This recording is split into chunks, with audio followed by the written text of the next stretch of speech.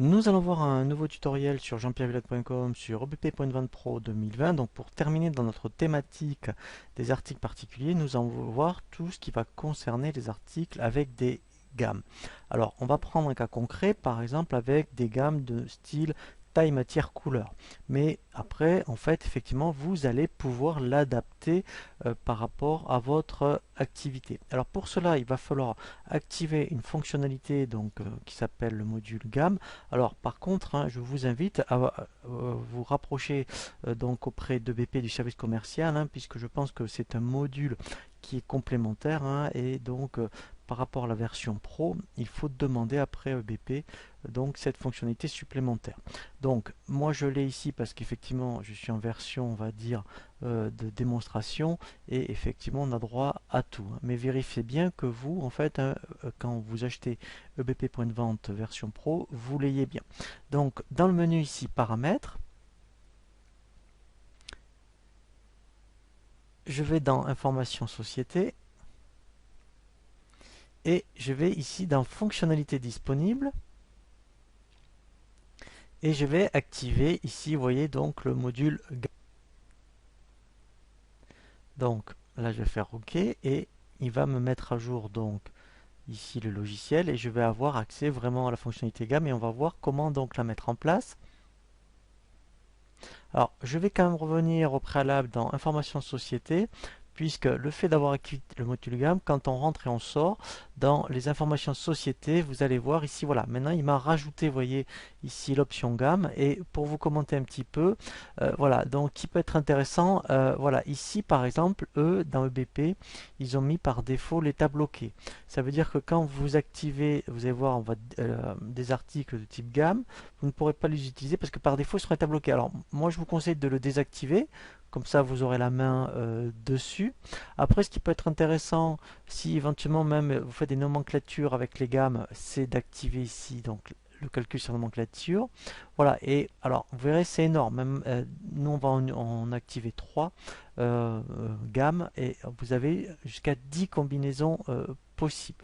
Voilà, donc maintenant, effectivement, on va voir comment le mettre en place. Donc, il faut être assez procédurier pour donc mettre en place les gammes. On va prendre nous un exemple taille, matière, couleur. Donc, on aura 3 combinaisons. Donc, je vais aller ici directement dans tout ce qui concerne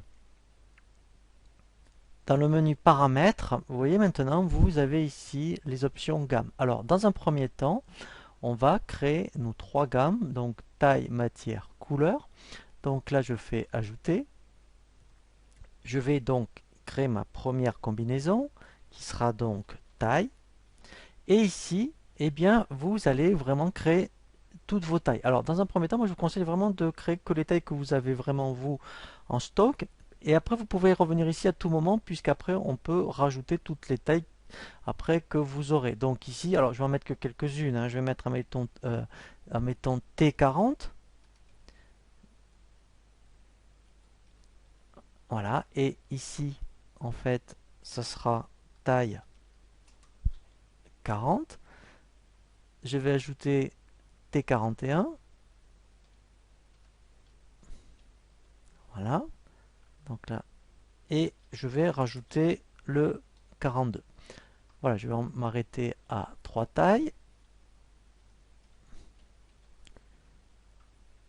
Voilà.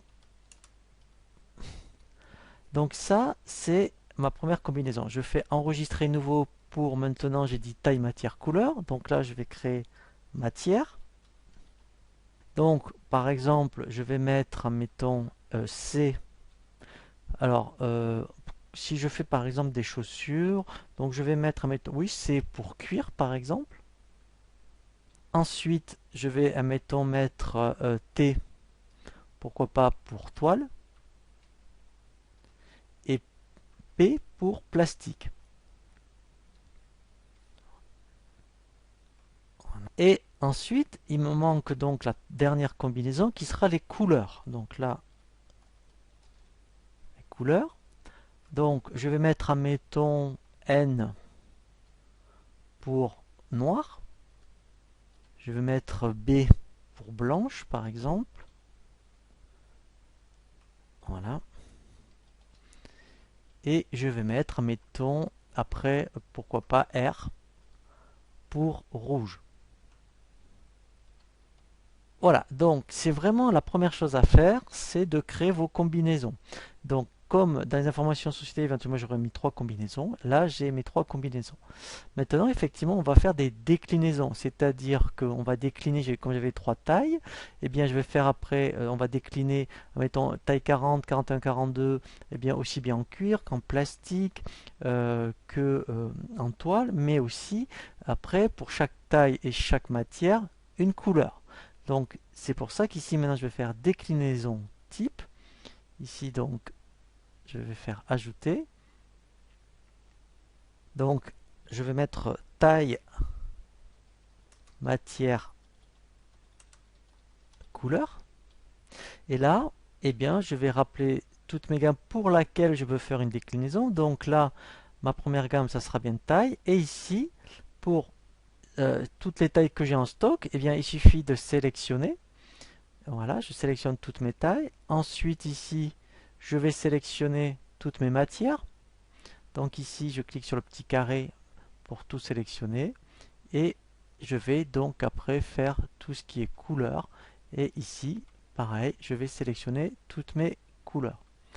Et ensuite, je vais faire gérer les combinaisons pour qu'il me bâtisse et bien effectivement toutes les combinaisons possibles. Voilà, donc ici, vous voyez, il m'a vraiment construit et bien toutes les déclinaisons. Alors après, moi je vais m'arrêter que ici, par exemple, la matière cuir pour noir, blanche et rouge en taille 40, par exemple. Mais vous, parce qu'en fait, si je le fais pour tout, ça va me faire énormément d'articles. Et pour continuer dans la formation, par rapport à ce tutoriel, ça va être un petit peu, je dirais, relativement touffu, puisqu'on va avoir trop d'articles. Mais vous, mettons, hein, vous en sélectionnerez un, et ici, vous avez un bouton, vous voyez, copier partout. Hein, voilà, donc moi je vais pas le faire, je sélectionne que pour taille 40 par exemple, et bien il va me construire, admettons, voilà, tout ce qui est cuir blanche et rouge pour voilà, cette taille. Hein, voilà, donc moi je vais m'arrêter là. Donc une fois que ici j'ai donc sélectionné, donc là, et bien après effectivement,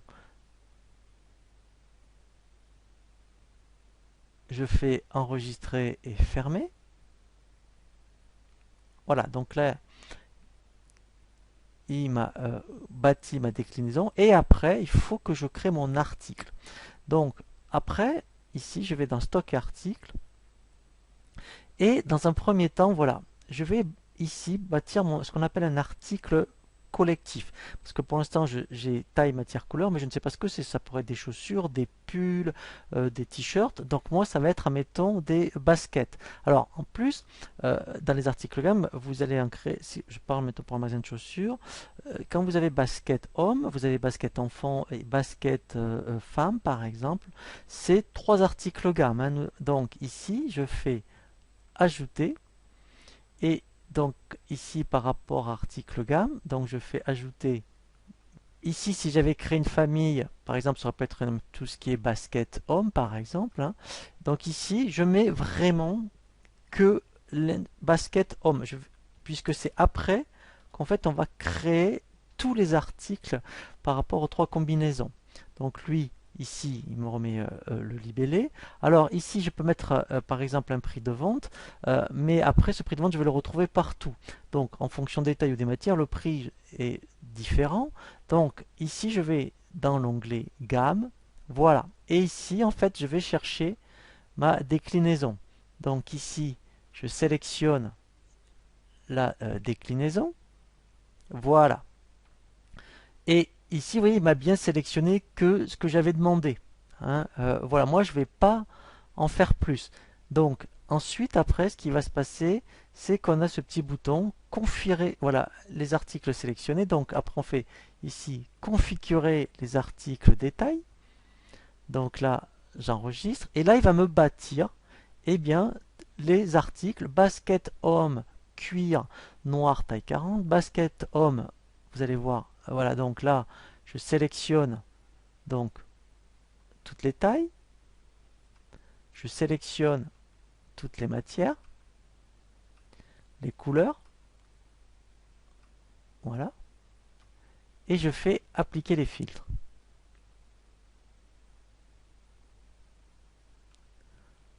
Voilà, vous voyez que en fait j'ai ici mon article collectif basket homme, et là ça y est, vous voyez, c'est pour ça que j'ai fait que pour la taille 40, parce qu'après sinon j'en aurais eu beaucoup. Donc vous voyez, après vous imaginez pour toutes les tailles, hein, vous voyez, ça fait, on en a beaucoup. Donc après ici, alors après pour les prix de vente ici, donc c'est pour ça que je ne l'ai pas mis moi dans le collectif, sinon il m'aurait mis le même prix partout. Donc là, c'est vrai qu'en article cuir, peut-être que c'est le même prix pour les trois mêmes couleurs. Mais si j'avais eu plastique et toile, je pense que le prix est différent. Donc là, par exemple, en prix de vente, je vais mettre 30 euros. Voilà. Et ensuite, donc là, c'est vraiment maintenant des articles à part entière, puisque, alors je vais faire enregistrer. Alors, on va voir après par rapport au stock.